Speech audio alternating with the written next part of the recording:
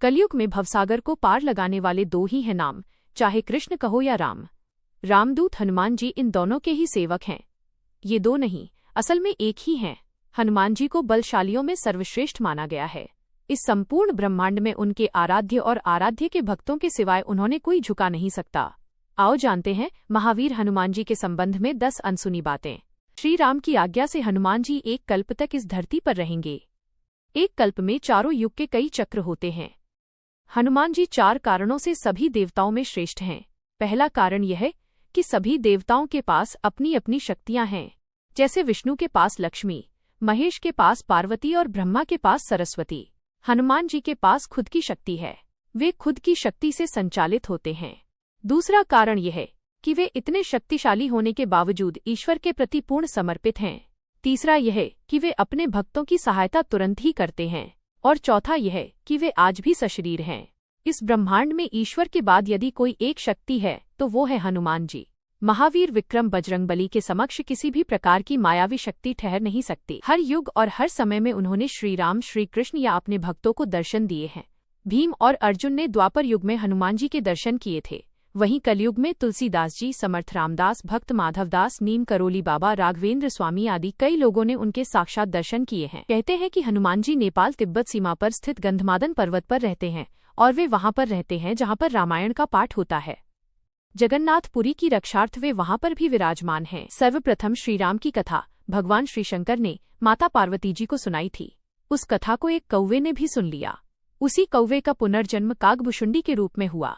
काकभुशुंडी ने भगवान गरुड़ को कथा सुनाई थी, परंतु वाल्मीकि रामायण से पहले हनुमान जी ने रामायण को एक शिला पर लिख दिया था। हनुमान जी ने एक शिला चट्टान पर अपने नाखूनों से लिखी थी। ये हनुमद रामायण के नाम से प्रसिद्ध है, परंतु बाद में उन्होंने वाल्मीकि जी की निराशा को देखते हुए इसे समुद्र में फेंक दिया था। हनुमान के पिता सुमेरु पर्वत के राजा केसरी थे तथा उनकी माता का नाम अंजना था। इसीलिए उन्हें अंजनी पुत्र कहा जाता है।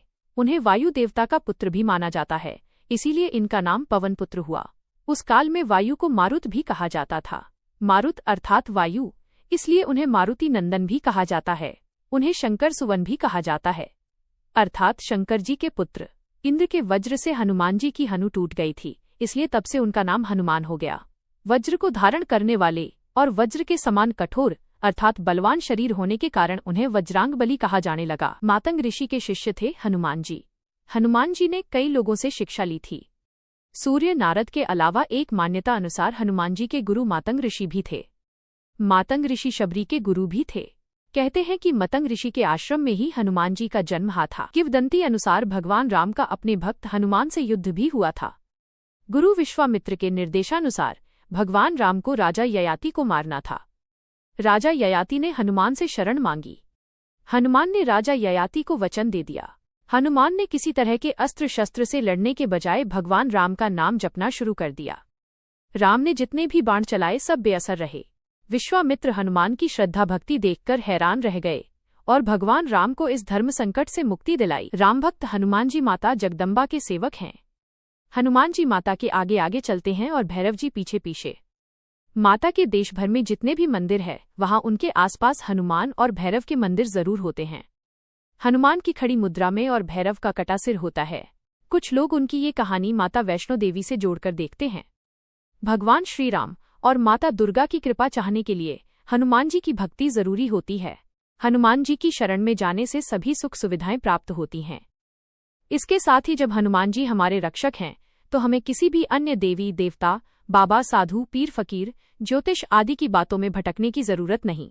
धर्म की स्थापना और रक्षा का कार्य 4 देवों के हाथों में है, दुर्गा, भैरव, हनुमान और कृष्ण। हनुमान जी के पास कई वरदानी शक्तियां थीं, लेकिन फिर भी वे बगैर वरदानी शक्तियों के भी शक्तिशाली थे। ब्रह्मदेव ने हनुमान जी को 3 वरदान दिए थे, जिनमें उन पर ब्रह्मास्त्र बेअसर होना भी शामिल था, जो अशोक वाटिका में काम आया। ऐसी भी किंवदंती है कि भगवान राम जब राज सिंहासन पर विराजमान थे तब नारद ने हनुमान जी से विश्वामित्र को छोड़कर सभी साधुओं से मिलने के लिए कहा। हनुमान जी ने ऐसा ही किया। तब नारद मुनि विश्वामित्र के पास गए और उन्होंने उन्हें भड़काया। इसके बाद विश्वामित्र गुस्सा हो गए और उन्होंने इसे अपना अपमान समझा। भड़कते हुए वे श्रीराम के पास गए और उन्होंने श्रीराम से हनुमान को मृत्युदंड देने की सजा का कहा। श्रीराम अपने गुरु विश्वामित्र की बात कभी टालते नहीं थे। उन्होंने बहुत ही दुखी होकर हनुमान पर बाण चलाए लेकिन हनुमान जी राम का नाम जपते रहे और उनको कुछ नहीं हुआ। राम को अपने गुरु की आज्ञा का पालन करना ही था, इसलिए भगवान श्री राम ने हनुमान पर ब्रह्मास्त्र चलाया। लेकिन आश्चर्यजनक रूप से राम नाम का जप कर रहे हनुमान का ब्रह्मास्त्र भी कुछ नहीं बिगाड़ पाया। यह सब देखकर नारद मुनि विश्वामित्र के पास गए और अपनी भूल स्वीकार की।